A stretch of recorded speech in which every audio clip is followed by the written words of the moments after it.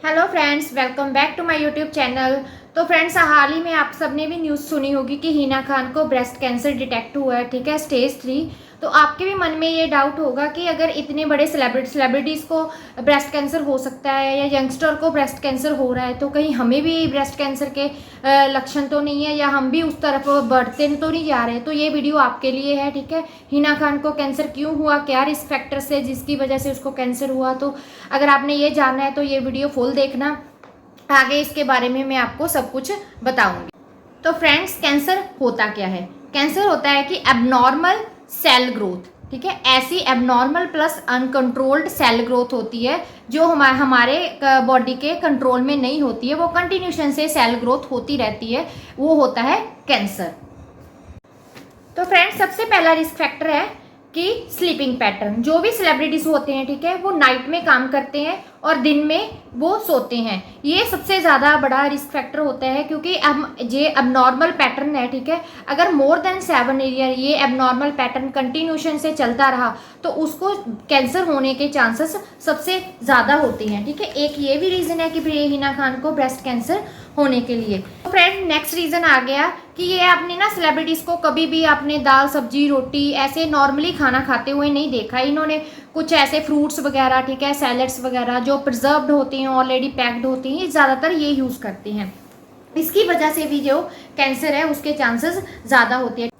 So friends, next आ गया diet. ज़्यादातर ये सेलिब्रिटीज क्या करते हैं, पैक्ड फ्रूट, प्रिजर्व्ड, ठीक है, वेजिटेबल्स जो होती हैं वो ही यूज़ करते हैं। ये भी एक मेन रीज़न होता है कि वो ब्रेस्ट कैंसर के चांसेस उनको ज़्यादा होते हैं, ठीक है। नेक्स्ट आ गया फ्रूट। ये ज़्यादातर फ्रूट जूसेस कंज्यूम करते हैं एज कंपैरिजन टू फ्रूट, ठीक है। फ्रूट है जो वो अच्छा है, सेहत के लिए गुड है, बट फ्रूट जूसेस है वो बैड है। ये कैसे, मैं आपको समझाती हूँ। क्योंकि फ्रूट्स में हम एक जस्ट जूस नहीं होता है, उसमें एंटीऑक्सीडेंट्स प्लस फाइबर, ठीक है, ये तीनों चीज़ें होती हैं। जूस, एंटीऑक्सीडेंट प्लस फाइबर जो हमारी बॉडी के लिए बहुत अच्छा होता है।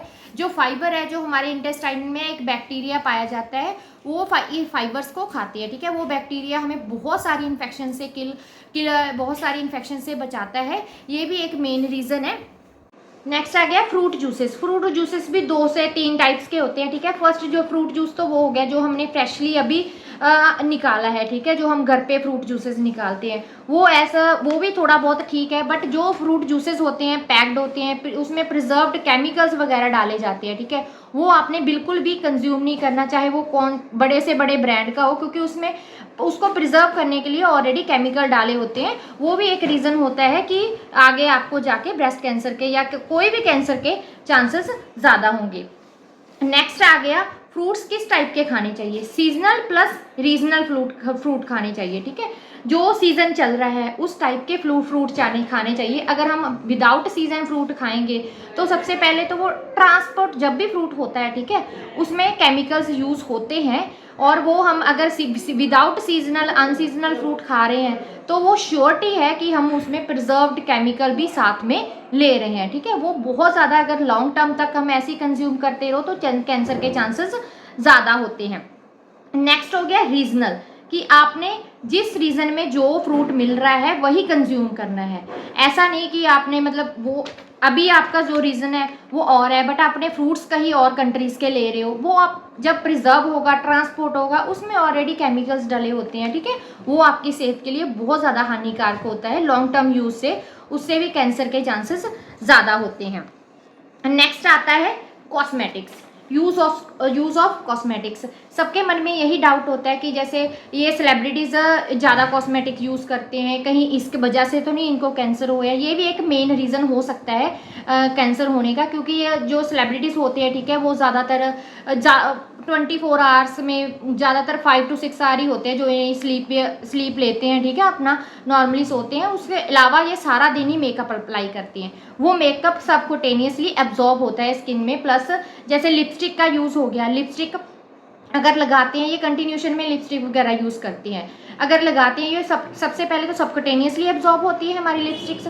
देन ये लिपस्टिक जब हम खाते हैं, खाना खाते हैं, उस टाइम भी हमारे अंदर चली जाती है। लिपस्टिक्स में ज़्यादातर पैराबिन, लेड, बहुत सारे ऐसे केमिकल्स, ऐसे चीज़ें यूज़ होती हैं जिसका लॉन्ग टर्म यूज़ करने से, ठीक है, आपको कैंसर के चांसेस हो सकते हैं। और पर आपके मन में ये भी डाउट होता है कि लिपस्टिक नॉर्मली बेसिस पे सब सारे यूज़ करते हैं, क्या सबको इसके चांसेस होते हैं? नहीं।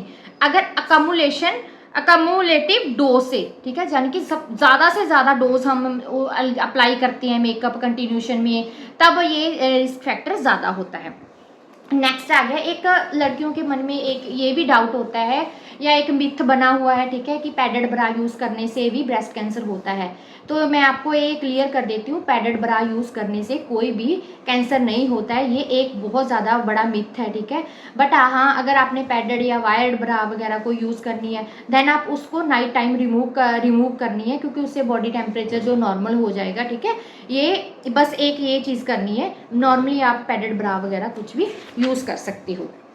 नेक्स्ट आ गया जेनेटिक्स, ठीक है। एक ये भी रीज़न, सबसे बड़ा रीज़न ये भी होता है कि अगर प्रीवियसली आपके मामा नानी या आपकी दादी मासी या आपके माँ बाप किसी को कैंसर है, तो आपको होने के चांसेस सबसे ज़्यादा हैं, ठीक है। ये भी एक रीज़न है।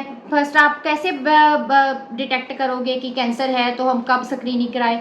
अगर आपके मामा नानी दादी किसी भी रिलेटिव्स को जिस एज में कैंसर है, ठीक है, उससे 10 साल पहले आपने अपनी स्क्रीनिंग करवानी है, ठीक है। जैसे उनको 35 एज में है, देन आपने 25 एज में अपनी स्क्रीनिंग करानी है। बहुत सारे जिनको ये नॉलेज नहीं होती है कि वो लेट स्क्रीनिंग कराते हैं, तो वो कैंसर स्टेजेस जेडे ज़्यादा इंक्रीज हो जाती हैं। ये भी एक रीज़न है कि कैंसर होने का, ठीक है। तो फ्रेंड्स, हमारे मन में ये भी डाउट होता है कि अगर ये ऐसा कोई चीज़ है, यानी कि कोई लंप वगैरह ब्रेस्ट में है, तो हम कैसे डिटेक्ट करें, कैसे अपने ट्रीटमेंट लें, ठीक है। सबसे पहले तो आप सेल्फ इंस्पेक्शन कर सकते हो, ठीक है। सेल्फ अपना एग्जामिनेशन कर सकते हो। अब एक मिरर के सामने खड़े होकर, ठीक है, आपने अपने ब्रेस्ट का एग्जामिनेशन करना है कि आपके ब्रेस्ट में कोई लंप गांठ वगैरह कुछ, या कोई पेन, कोई पस, कोई डिस्चार्ज, ऐसा कुछ तो नहीं है। अगर ऐसा हो तो आपने तुरंत ही डॉक्टर के पास जाना है। आपने वेट नहीं करनी है कि अभी अगर बाय चांस अभी फर्स्ट स्टेजेस अभी कैंसर की ग्रोथ हो रही है, तो फर्स्ट स्टेज से थर्ड स्टेज ना चले जाए, क्योंकि फर्स्ट सेकंड स्टेज क्यूरेबल है, 100% ट्रीटमेंट है। थर्ड स्टेजेस में क्यूरेबल तो है बट बेस्ट ट्रीटमेंट के साथ, ठीक है। इससे लाइफ स्पैन इंक्रीज होता है, बट फोर्थ स्टेज तक तो बहुत ज़्यादा सर्वाइवल रेट जो है वो कम हो जाती है। नेक्स्ट आ जाता है सेल्फ पाल्पेशन के बाद, उसके बाद आ जाता है नेक्स्ट अल्ट्रासाउंड फॉर ब्रेस्ट, ठीक है। ये डॉक्टर्स करते हैं कि अगर आपके ब्रेस्ट में कोई लंप है, उसका size, type, growth, cell growth देखने के लिए कि क्या कौन से टाइप का ट्यूमर है, वो देखने के लिए ये अल्ट्रासाउंड है। नेक्स्ट, अगर अल्ट्रासाउंड में डिटेक्ट नहीं होता है, देन नेक्स्ट हो जाता है मैमोग्राफी। मैमोग्राफी में तो क्लियर कट आ जाता है कि अगर कैंसर है तो कैंसर आ जाता है, अगर कुछ और है, ये ब्रेस्ट की होती है, जैसे एक्सरे वगैरह होता है ना, वैसे होती है। प्रेग्नेंट वुमेन को ये अवॉइड करती हैं। नेक्स्ट आ गया लास्ट बायोप्सी। बायोप्सी में एक छोटा सा पीस लेते हैं, उसको उसकी सेल ग्रोथ है वो चेक करते हैं कि इसकी सेल ग्रोथ कितनी है, कैंसरस ग्रोथ तो नहीं है इसकी, अब नॉर्मल ज़्यादा ग्रोथ तो नहीं हो रही है, ठीक है। ये सारे टेस्ट होते हैं। अगर आपको भी अभी एज प्रेजेंट कोई गांठ है ब्रेस्ट में, ठीक है, कुछ भी है, तो आपने सबसे पहले तो सेल्फ एग्जामिनेशन करना है। अपना एग्जामिनेशन आप मंथ 1-2 महीने के अंदर अंदर एक बार ज़रूर करना है, क्योंकि ये कोई भी एज फैक्टर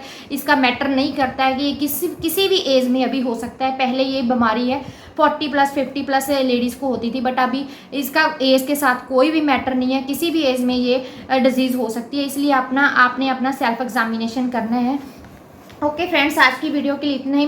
मेरी एक छोटी सी कोशिश थी ताकि लोगों को ब्रेस्ट कैंसर के रिगार्डिंग अवेयरनेस मिल सके, ठीक है, वो अपना सेल्फ एग्जामिनेशन कर सके और कोई भी ऐसा ना हो कि उसको स्टेज 3 तक जाना पड़े, फर्स्ट या सेकंड स्टेज में ही वो डिटेक्ट कर सके और डायग्नोस करवा सके। ओके फ्रेंड्स, आज की वीडियो के लिए इतना ही। अगर आपको मेरी वीडियो थोड़ी सी भी यूज़फुल लगी हो, ठीक है, तो प्लीज़ वीडियो को लाइक कर दो, कमेंट कर सकते हो अगर आपके मन में कोई भी डाउट है, और चैनल को मेरे सब्सक्राइब कर देना अगर ऐसी हेल्थी टिप्स पाने के लिए। Okay friends, bye bye.